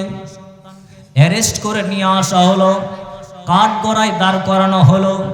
মা জিজ্ঞাসা করে, মুসাব রে, এখনো তোমার সময় আছে, নেতাদের সামনে বলে দাও যে আমি আল্লাহ রাসূলের দরবারে আর যাব না, আমি কোরআন তেলাওয়াত শুনব না। হযরত মুসাব কোনো কথা বলেন না, কোনো প্রকার উত্তর কোনো কিছু করেন না। হযরত মুসাবের জবান থেকে শুধু তেলাওয়াত হয় আল্লাহর কালাম। আল্লাহু আকবার। আর-রহমানু আল্লামাল কুরআন খলাকাল ইনসানা আল্লামাহুল বায়ান। আল্লাহু আকবার। হযরত মুসাব কোনো কথা বলেন না, তার জবান থেকে শুধু কোরআনের বাণী উচ্চারণ হয়, কোরআন তেলাওয়াত চলতেই থাকে। হযরত মুসাবের মা কলিজার টুকরা সন্তানকে এবার সর থাপ্পড় মারা শুরু করে দিল, কিল ঘুষি মারা শুরু করে দিল। মারতে মারতে হযরত মুসাব জমিনে পড়ে গেলেন। হযরত মুসাবের মুখ দিয়ে শুধু আল কোরআনের উচ্চারণ হয়, কোরআনের বাণী উচ্চারণ হয়। তার কারণ হযরত মুসাব জানে যে কোরআনের পথই হচ্ছে সঠিক পথ, কোরআনের বাণী হচ্ছে সঠিক বাণী। ইন্না হাদাল কুরআনা ইয়াহদি লিল্লাতি হিয়া আকওয়াম ওয়া ইউবাশশিরুল মুমিনিনা আল্লাযীনা ইয়া'মালুনাস সালিহাতি আন্না লাহুম আজরান কাবীরা। যে তাকবীরের সাইজ, জোরে বলেন আল্লাহু আকবার। আরো জোরে বলেন আল্লাহু আকবার। হযরত মুসাব জানেন যে কোরআন এমন একটা কিতাব, এমন একটা পথ দেখায়, এমন একটা রাস্তা দেখায় যেটা সব চাইতে সঠিক এবং সরল পথ। কোরআনের পথের যারা বাইরে আছে, কোরআনের মতের যারা বাইরে আছে, এরা কি সঠিক পথে আছে? মারাবা কয় না বারে, খালি মমতাজ গান করলো নাকি ফেটে ফেলে দিল না, যখন ঠিক কিনা? ভাই একটা প্রশ্ন করতে চাই, ওয়াজ শেষে গিয়ে পোলা আছে মুসলিমদের জন্য নাই? ও তাই তো অবস্থা ইনকে খারাপ, কতক্ষণ ঠিক কিনা? আমাদের এলাকায় আবার পোলা আছে, তো মুসল্লি ওয়াজের সময় না পাওয়া গেলে পোলার সময় ঠিকই পাওয়া যায়। জোরে কোন ঠিক কিনা? জোরে বলেন ঠিক কিনা? তবে আপনাদেরকে ধন্যবাদ দিই, এই প্রচন্ড শীতের ভেতরে পোলা ছাড়াই যে আপনারা বসে আছেন, সুবহানাল্লাহ কর। জোরে বলেন সুবহানাল্লাহ। আমরা বসে আছি কার আকর্ষণে? এমন একটা কিতাব, সেই কিতাবের নাম কি? এই কোরআনের আকর্ষণে আমরা আছি। আল্লাহু আকবার বলেন। হযরত মুসাব জানিয়ে দিলেন, আমার জীবন চলে যাবে, তবুও এক চুল পরিমাণ কোরআনের পথ থেকে, আল্লাহ রাসূলের দরবার থেকে আমি নড়ব না। আল্লাহু আকবার বলেন। আমরা আলোচনা আরো করব, যেহেতু মা বোনেরা আছেন, আমি একটার ভেতর আলোচনা শেষ করবো ইনশাল্লাহ। যেহেতু মা বোন আছেন, মা বোনদের সম্পর্কেও কিছু বলতে হবে। আমি আপনাদের সামনে বলতে চাই, ইমানদার একজন মহিলা ছিলেন, ফিরাউনের স্ত্রী নামে একজন স্ত্রী ছিল, তার নাম কি? আসতে কন, মানে এটা আপনাকে পাড়ার আসিয়া নাকি? হ্যাঁ, বন গ্রামের আসিয়া, এই বন গ্রামের আসিয়া পাড়ার আসিয়া তো খালি মনে করেন ভুল কি মারে, আসে না নাই? যুবকদেরকে খালি উত্ত্যক্ত করে, একবার তাকাছে যুবক মনে করছে কাম হচ্ছে, কতক্ষণ ঠিক কিনা? ও এখন স্কুলের সামনে যা দাঁড়িয়ে আছে, যা আসিয়া কখন বাড়ায়, এতিমের মতো দাঁড়া থাকে, চাতক পাখির মতো ছায়া আছে, খালি আসমানের দিকে তাকায়, যে নামে নাকে বাড়ায় নাকে, কতক্ষণ ঠিক কিনা? মনে হচ্ছে যে ওই যুবকদের দায়িত্ব দেশে মেয়ের বাপ, যে আমার বিটিক দেখে রাখিস, আসলে কি তাই? তো এই আসিয়াটা এমন ইমানের অধিকারী ছিলেন, সুদৃঢ় মজবুতের ইমানের অধিকারী ছিলেন, যেই আসিয়ার কথা আল্লাহ পাক কোরআনে দিয়েছেন। আল্লাহু আকবার বলেন। আল্লাহ রাব্বুল আলামিন বলেন, وضرب الله مثلا للذين آمنوا امرأة فرعون إذ قالت رب ابن لي عندك بيتا في الجنة ونجني من فرعون وعمله ونجني من القوم الظالمين। আল্লাহ রাব্বুল আলামিন সূরা তাহরীমের 11 নম্বর আয়াতের মাধ্যমে জানিয়ে দিলেন, ওয়া দারাবাল্লাহু মাসালান, আল্লাহ পাক উদাহরণ দিয়েছেন, উপমা সেট করেছেন, আল্লাহ পাক মিসাল দেন, উদাহরণ বর্ণনা করেন, তিনি কি? আরো জোরে বলেন। কাদের জন্য উদাহরণ দিয়েছেন? লিল্লাযীনা আমানু, যারা ঈমানদার, যারা ঈমান এনেছে, সবাই এক বাক্যে চিৎকার দিয়ে বলেন তো, আমরা ঈমান আনছি কার উপরে? আরো জোরে বলেন। এই সকল ঈমানদারদেরকে আল্লাহ পাক, নর এবং নারীদেরকে উদাহরণ দিয়ে আল্লাহ পাক বলেন, তাদের জন্য উদাহরণ দিয়েছেন ইমরাতা ফিরআউন, ফিরাউনের স্ত্রীকে এক্সাম্পল হিসেবে রেখে দিয়েছেন, উদাহরণ হিসেবে রেখে দিয়েছেন, তিনি কে? হযরত আসিয়াকে আল্লাহ পাক মুসলমানদের জন্য, ঈমানদারদের জন্য উদাহরণ হিসেবে রেখে দিয়েছেন। হযরত আসিয়া যখন আল্লাহর প্রতি ঈমান আনলেন, একক আল্লাহর প্রতি বিশ্বাস স্থাপন করলেন, আল্লাহ একজন, আল্লাহ ছাড়া কোনো আল্লাহর সাথে কোনো শরীক নাই, অংশীদার সাব্যস্ত নাই, সবাই এক হাত উত্তোলন করে, শাহাদত আঙ্গুলি উত্তোলন করে বলেন তো আল্লাহ কয়জন? সবাই বলেন, আল্লাহ কয়জন? আল্লাহ পাক একজন। হযরত আসিয়া তিনি আল্লাহর প্রতি ঈমান আনলেন, আল্লাহর প্রতি বিশ্বাস স্থাপন করলেন। ঘটনাটা বাই যখন ফিরাউনের কানে পৌঁছে যায়, ফিরাউনের মন ভালো থাকে না, খারাপ হয়? আরো জোরে বলেন। ফিরাউন অর্ডার দিয়ে দিল বাহিনীদেরকে, ও আমার বাহিনীরা, তোমরা যাও আসিয়ার কাছে চলে যাও, একে রিমান্ডে নিয়ে জিজ্ঞাসাবাদ করো, ওকে আমাকে রব হিসেবে মানে নাকি? এইবার হযরত আসিয়ার কাছে যাওয়া হয়। সম্মানিত ভাইরা, হযরত আসিয়াকে প্রশ্ন করা হয়, আসিয়া তোমার রব কে? আসিয়া বলে, রবের নাম কি? আরো জোরে বলেন। ইন্নাল্লাযীনা ক্বালু রাব্বুনাল্লাহু থুম্মা ইসতাকামু তাতানাজ্জালু আলাইহিমুল মালাঈকাতু আল্লা তাখাফু ওয়ালা তাহজানু ওয়া আবশিরু বিল জান্নাতিল্লাতী কুনতুম তুআদুন। নিশ্চয় যারা বলে আমাদের রব আল্লাহ, গাইবান্ধা জেলার গোবিন্দগঞ্জ উপজেলার বন গ্রামের মানুষদেরকে আমি এক বাক্যে প্রশ্ন করতে চাই, জিজ্ঞাসা করতে চাই, এক বাক্যে চিৎকার দিয়ে আমি উত্তরটা শুনতে চাই। জোরে বলেন তো আমাদের রব কে? শেষ রাতে একবার জোরে বলেন আমাদের রব কে?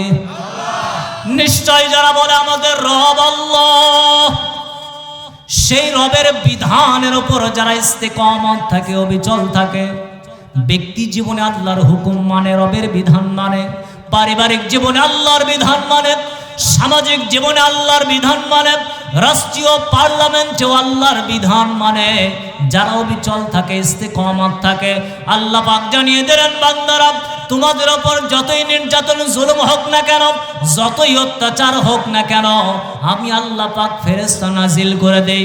ওই ফেরেশতারা বলে আল্লাহ তাখাফু ওয়ালা তাহজানু, তোমাদের কোনো ভয় নাই, টেনশন করার দরকার নাই, চিন্তা করার দরকার নাই। দিন শেষে আল্লাহর ওয়াদা অনুযায়ী আল্লাহর জান্নাতের সুসংবাদ তোমরা শুনে নাও। জোরে কর না সুবহানাল্লাহ। হযরত আসিয়া জানিয়ে দিলেন আমার রব আল্লাহ, দুনিয়ার কোন মানুষ আমার রব হতে পারে না, দুনিয়ার কোন মানুষ আমার উপাস্য হতে পারে না, মাবুদ হতে পারে না, রব কি? এই সংবাদটা ফিরাউনের কানে পৌঁছে যায়। এবার ফিরাউন অর্ডার দেয়, ওগো আমার বাহিনীরা, তোমরা বারবার আসিয়ার কাছে যাও, ওকে প্রস্তাব দিয়ে দাও, তুমি যদি ফিরাউনকে রব হিসেবে মানো তাহলে ফিরাউনের কাছে তুমি থাকবে সম্মানজনক অবস্থায়, তোমাকে আসন দেওয়া হবে, চেয়ার দেওয়া হবে, তোমাকে পদমর্যাদা দেওয়া হবে, নইলে তোমাকে দুনিয়া থেকে বিদায় করে দেওয়া হবে। সম্মানিত ভাইয়েরা, ফিরাউনের বাহিনীরা আসিয়ার কাছে ছুটে চলে গেল। আসিয়াকে বলে ওগো আসিয়া, এখনো তোমার সময় আছে, এখনো সুযোগ আছে, ফিরাউনকে তুমি রব হিসেবে মেনে নাও। যদি মানতে পারো তাহলে তোমার স্বামী অর্ডার দিয়েছে তোমাকে সম্মানজনক জায়গায় রাখবে, একেবারে পদমর্যাদা দিয়ে রাখবে, কিন্তু শর্ত হলো আল্লাহকে বাদ দিয়ে রব হিসেবে মানতে হবে কাকে? কতক্ষণ? জাগবের রাত 1টার দিকে মাথা ঠিক আছে, সুবহানাল্লাহ কর, সুবহানাল্লাহ। এবার আসিয়া বলে আমার জীবন চলে যাবে, আমি শহীদ হয়ে যাব, আমাকে যতই প্রলোভন দেওয়া হোক না কেন, যতই পদমর্যাদার দেওয়া হোক না কেন, কশিন কালেও আমি আসিয়া আল্লাহকে ছাড়া অন্য কাউকে রব হিসেবে মানতে রাজি নাই। লিল্লাহে তাকবীর। হযরত আসিয়া জানিয়ে দিলেন আমার জীবন যাবে, তবু আসিয়া আল্লাহর নাম ছাড়ে নাই। এই জন্য আমরা জিকিরের মধ্যে বলি, আমরা জিকির করতে কিন্তু আসিয়ার নাম বলি কি বলি না? আসিয়া খেলে প্রেমের খেলা, ফিরাউন দিল কত জ্বালা, ঠিক কিনা? আসিয়া খেলে প্রেমের খেলা, ফিরাউন দিল কত জ্বালা, হাতে পায়ে পেরেক মারে, হাতে পায়ে পেরেক মারে, তবু সারেন নাই ইল্লাল্লাহ লা ইলাহা, জোড়ে লা ইলাহা, জিকির করেন লা ইলাহা।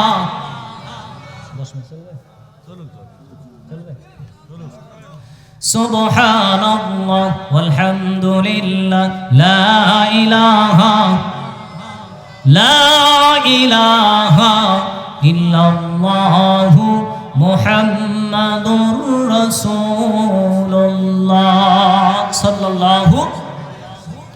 হযরত আসিয়া বলে আমার জীবন চলে যাবে, জীবন আমি বিসর্জন দিয়ে দিব, তবু এক চুল পরিমাণ আল্লাহর পথ থেকে আমি সরতে রাজি নাই, নড়তে রাজি নাই। আল্লাহু আকবার। সংবাদটা ফিরাউনের কানে দেওয়া হলো। ফিরাউন এবার অর্ডার দিয়ে দিল। তাফসীর ইবনে কাসিরের ভেতরে লেখা হয়েছে, ইবনে কাসির থেকে আমি আপনাদের সামনে বলছি।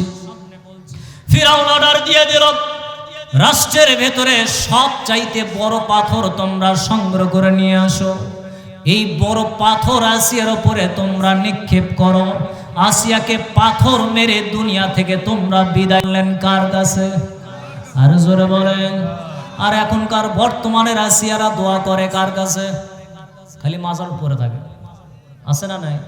মহস্তানগড় দেখছি ওই রেলিংয়ের সাথে পীর সাহেবের যে ঘেরা আছে, ওই রেলিংয়ের সাথে এসএস পাইপের সাথে ধরে খেলে সেই কামবন এম করে কান দেখে ঘটনা কি করছে হুজুর আর চলবেন হয়নি কি হয়নি সম্ভবত বাচ্চা নাই ধরে কান দিচ্ছে সেই কান্দন এমন কান দিচ্ছে যে নিজের বাপ মাও বলে ওঙ্কার কান্দে না আছে না নাই সেই কান্না কাঁদতেছে এক পর্যায়ে কাঁদতে কাঁদতে দেখলাম আমার কাপড় পর্যন্ত মনে করে নেড়ের থেকে সরে যাচ্ছে কবরই পারে না আছে না নাই এমন মহিলা আছে না নাই আমি এখান থেকে বলতে চাই মা বোনদেরকে বলতে চাই চাইতে হলে চাইতে হবে কার কাছে আরো জোরে বলেন কার কাছে কোনো পীরের কাছে চাইলে হবে না কোনো ব্যক্তির কাছে চাইয়া লাভ নাই কেবলমাত্র শুধুমাত্র অনলি ফর একজন আমাদের রব আছেন তিনি কে সেই আল্লাহর কাছে চাইতে হবে আবার সিস্টেম আছে দুইটা কয়টা বলবো নাকি পদ্ধতি নেবেন মা বোনদেরকে বলি পদ্ধতি না নিলে মনে করেন তাবিজ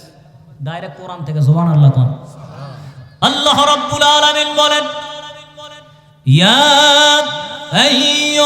আইয়ুহাল্লাযীনা আমানুস্তাঈনু বিস-সাবরি ওয়াস-সালাহ ইন্নাল্লাহা মা'আস সাবিরিন হে বান্দারগণ হে বিশ্বাসীগণ তোমরা আল্লাহর কাছে সাহায্য প্রার্থনা করো ইস্তাঈনু আমর হাজের মারুফের সিগা আদেশ সূচক বাক্য সবাই এক বাক্যে বলেন তো আদেশ করেছেন কে আরো জোরে বলেন তোমরা আল্লাহর কাছে সাহায্য চাও তুমি যত বড়ই চাকরিজীবী হও না কেন যত বড়ই তুমি ধনাঢ্য ব্যক্তি হও না কেন যত বড়ই সমাজের তুমি আলেম হও না কেন যত বড়ই সমাজের প্রভাবশালী তুমি ব্যক্তি হও না কেন যত বড়ই তুমি ব্যবসায়ী হও না কেন তোমার জীবনে বিপদ আসবে তোমার জীবনে আপদ আসবে তোমার জীবনে পরীক্ষা থাকবে এই বিপদে পড়লে সাহায্য চাইতে হবে কার কাছে দুইটা সিস্টেম দুইটা পদ্ধতি এক নাম্বার ধৈর্য বিপদে পড়েছো ধৈর্য ধারণ করো তার কারণ মুমিন ইমানদার নরনারীদের উপর বিপদ আসবে আল্লাহ রাসূলের কথা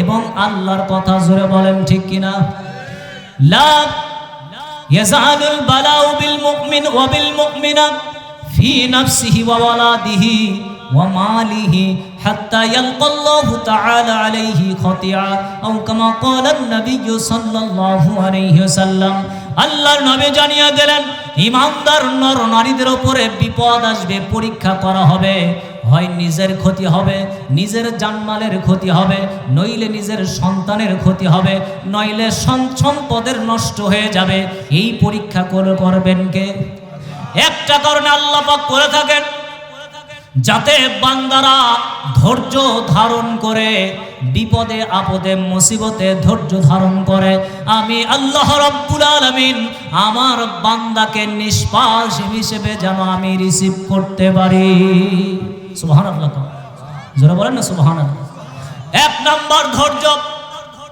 দুই নাম্বার পদ্ধতি সালাত যেই নামাজ আমরা আদায় করে পাঁচ ওয়াক্ত নামাজের মাধ্যমে আপনি আল্লাহর কাছে সাহায্য চান দুই নয়ন দুই চোখ বেবে কান্দেন পানি ছেড়ে দেন আল্লাহর কাছে আপনি চান ওগো আমার বন গ্রামের মা বোনের আমি বলতে চাই আপনি নির্জনে আল্লাহর কাছে কাঁদেন আল্লাহর কাছে আপনি চান আল্লাহর কসম করে বলছি আপনার যদি সন্তান না থাকে আপনার যদি সংসারে অভাব হয় আপনার যা কিছু সমস্যা সকল সমস্যার সমাধান একজন করে দেবেন জোরে বলেন তিনি কে আরো জোরে বলেন ইন্নাল্লাহা মা'আস সাবিরিন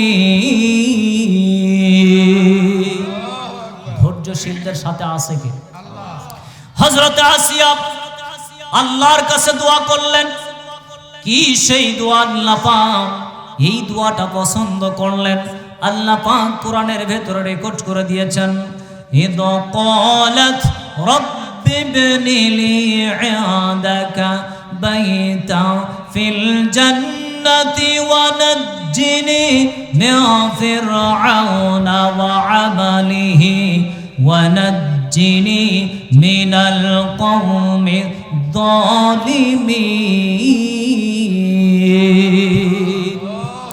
আল্লাহ রাব্বুল আলামিন বলেন, হযরত আসিয়াকে বড় পাথর যখন তার সামনে ধরা হলো, হযরত আসিয়া দুহাত তুলে আল্লাহর কাছে দোয়া করলেন, হে আমার রব, হে আমার পরওয়ারদিগার, ইবনি লি ইনদাকা রব্বি ইবনি লি ইনদাকা বাইতান, আপনার সান্নিধ্যে আপনার নিকটে আমার জন্য একটা ঘর নির্মাণ করে দেন, ফিল জান্নাহ, কার ভেতরে? জান্নাতের ভেতরে। আপনি আমার জন্য একটা ঘর নির্মাণ করে দেন, একটা ঘর আপনি বানিয়ে দেন। ওয়ানাজ্জিনি মিন ফিরাউন, আর ফিরাউনের হাত থেকে আপনি আমাকে রক্ষা করেন। ওয়া আমালিহি, তার কর্মকাণ্ড থেকে, তার নির্যাতন জুলুম থেকে আপনি আমাকে রক্ষা করেন। দোয়া করতে দেরি কারেন্টের মতো আল্লাহ পাক কবুল করে নিয়েছেন। তাফসীর ইবনে কাসিরের ভেতরে লেখা হয়, হযরত আসিয়া যখন আল্লাহর কাছে দোয়া করলেন, সঙ্গে সঙ্গে আল্লাহ রাব্বুল আলামিন আসমান থেকে ফেরেশতাদেরকে অর্ডার করলেন, ও আমার ফেরেশতা বাহিনীরা, তোমরা যাও যাও আসিয়ার কাছে চলে যাও, আসিয়ার সামনে জান্নাত তুলে ধরো, আসিয়ার যেন জান্নাত দেখতে দেখতে দুনিয়া থেকে বিদায় নিতে পারে। নারে তাকবীর। হযরত আসিয়া বলেন, বড় পাথর যখন আমার সামনে ধরা হলো, আমি দেখতে পেলাম আসমানের দিকে, আমি তাকায় দেখলাম ফেরেশতারা আবার চোখের সামনে জান্নাত ধরে আছে। সুবহানাল্লাহ, সুবহানাল্লাহ।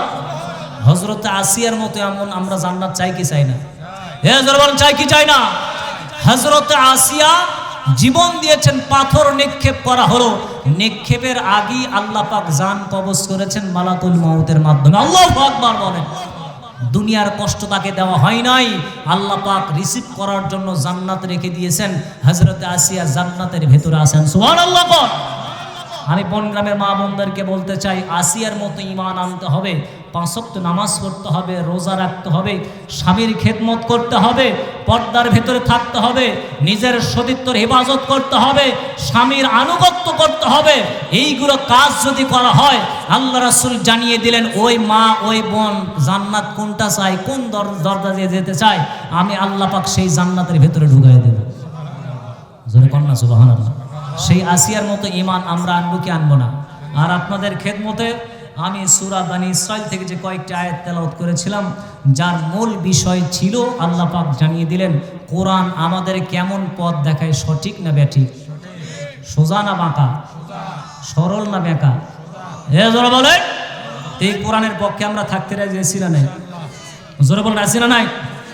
এই কোরআন আমাদেরকে শুধু পথই দেখায় না, আমাদেরকে সুসংবাদ দেয় বড় পুরস্কারের। কি পুরস্কার?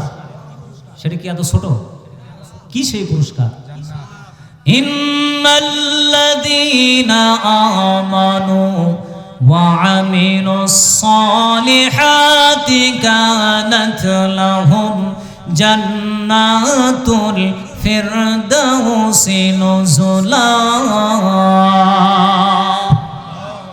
আল্লাহ পাক জানিয়ে দিলেন, বান্দারা, নিশ্চয় যারা ঈমান এনেছে আর যারা সৎ কাজ করেছে, আমি আল্লাহ রাব্বুল আলামিন জান্নাতের ভেতরে সর্বশ্রেষ্ঠ জান্নাত, সর্বশ্রেষ্ঠ স্তর জান্নাতুল ফিরদাউস আমি আল্লাহ পাক তাদের জন্য রেখে দিয়েছি।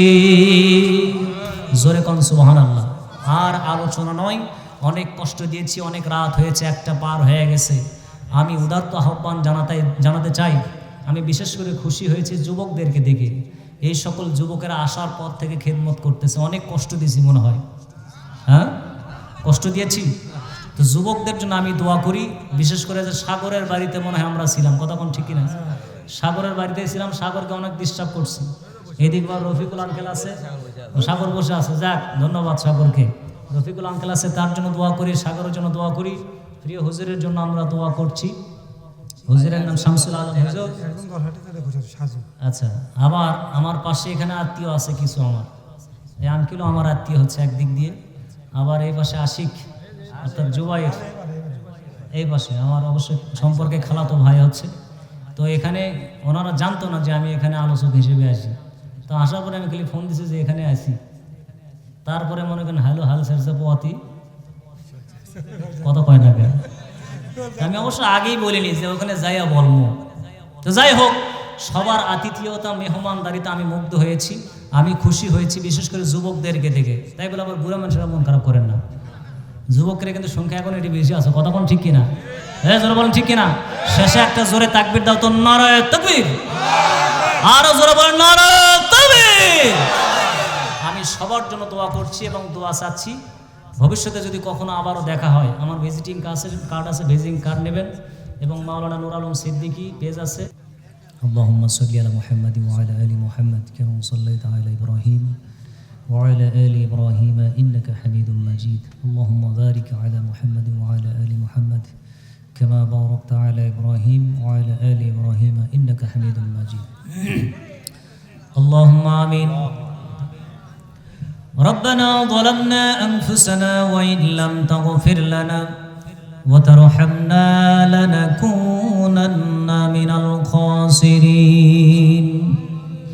رب العالمين বনগ্রাম শিল্পপাড়া জামি মসজিদের উন্নয়ন কল্পে বিরাট তাফসীরুল কুরআন মাহফিল আলোচনার একবারে শেষ প্রান্তে গভীর রজনীতে তোমার নেককার বান্দাদের সঙ্গে নিয়ে তোমার শাহী দরবারে হাত উত্তোলন করেছি। আল্লাহ রব্বুল আলামিন, মাহফিলের শুরু থেকে নিয়ে শেষ পর্যন্ত যা কিছু আলোচনা হয়েছে, এর মধ্যে যা কিছু ভুল ত্রুটি হয়ে যায়, ভুলকে মার্জনা করে দিয়ে এর সওয়াবটুকু সোনার মদিনায় নবী পাকের রওজা মুবারকে পৌঁছায় দাও।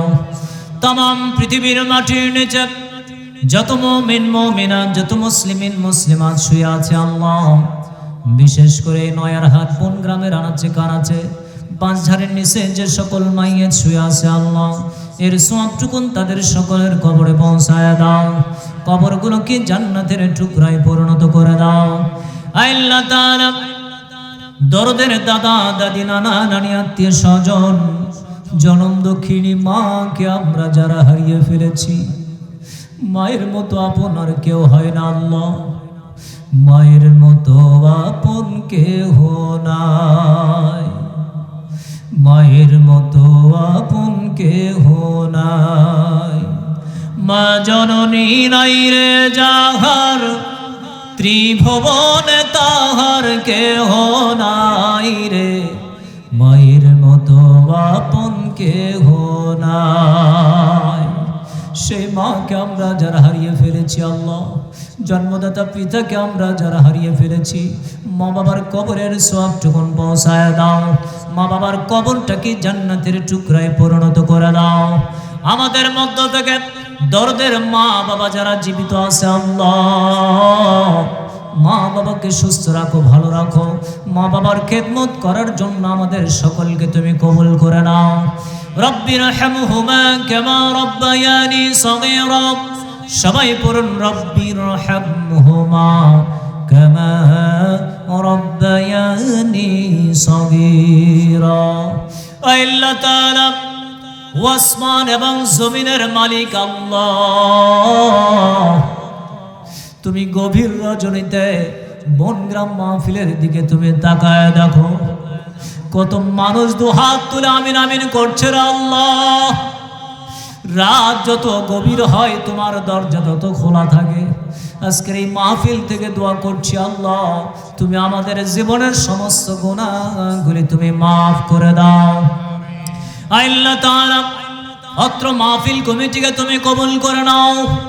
যেই সকল ভাইরা, যুবক ভাইরা পরিশ্রম করলো, বিশেষ করে সাগর ভাই সহ, জুবাইর সহ, আর অনেক ভাই আছেন, রফিকুল আঙ্কেল সহ, রব্বুল আলামিন শামসুল আলম আঙ্কেল সহ আরো অনেকে আছে। আল্লাহ তাআলা সকলকে তুমি কবুল আর মঞ্জুর করে নাও। আল্লাহ তাআলা, বিশেষ করে দোয়া করি, যার মাধ্যমে তুমি আমাকে এখানে কবুল করেছো, এই গ্রামের জামাই সোহেল ভাই, আল্লাহ আল্লাহ সোহেল ভাইকে তুমি কবুল আর মঞ্জুর করে নাও। তার পরিবারের উপর খাস রহমত বরকত নাজিল করে দাও। আল্লাহ তাআলা, এই মাহফিলকে কাল কঠিন কিয়ামতের ময়দানে কঠিন মুসিবতের সময় আমাদের সকলের জন্য নাজাতের ওসিলা বানায় দিও। আল্লাহ তাআলা, জানি না কার অন্তরে কি আশা, আল্লাহ সকলের নেক আশা পরিপূর্ণ করে দাও। অনেক মা হাত উত্তোলন করেছে, মা বোনদের নেক আশা পরিপূর্ণ করে দাও। যার যার সমস্যা তুমি সমাধান করে দাও। যে সকল ভাইরা টাকা পয়সা দিয়ে, রড বালু ইট সিমেন্ট দিয়ে সার্বিক সহযোগিতা যারা করেছেন, সকলের দানকে পরিশ্রমকে তুমি কবুল করে নাও। আল্লাহ তাআলা বিশেষ করে দোয়া করি দেশ নেত্রী খালেদা জিয়া, তিনি দুনিয়া থেকে বিদায় নিয়েছেন। আল্লাহ আল্লাহ তার রুহের উপরের সওয়াবটুকুন পৌঁছায় দাও, তার জীবনের গুনাহগুলি তুমি মাফ করে দাও। রব্বানা তাকাব্বাল মিন্না ইন্নাকা আনতাস সামিউল আলিম ওয়া তুব আলাইনা ইন্নাকা আনতাত তাওয়াবুর রহিম। আল্লাহ তাআলা পরিশেষে বলে আমার সঙ্গে এসেছেন রফিকুল ইসলাম ভাই মাওলানা, আল্লাহ তাআলা ক্যামেরাম্যান তোজাম্বেল ভাই, ড্রাইভার ফাহিম ভাই, আল্লাহ সকলকে তুমি কবুল করে নাও। মাইক অপারেটর ভাইকে তুমি কবুল আর মঞ্জুর করে নাও। সুবহান রাব্বিকা রাব্বিল ইজ্জাতি আম্মা ইয়াসিফুন ওয়া সালামুন আলাল মুরসালিন ওয়ালহামদুলিল্লাহি রাব্বিল আলামিন। ওয়া জাআলনা আখিরা কালামিনা ইনদাল মাউত লা ইলাহা ইল্লাল্লাহু মুহাম্মাদুর রাসূলুল্লাহ।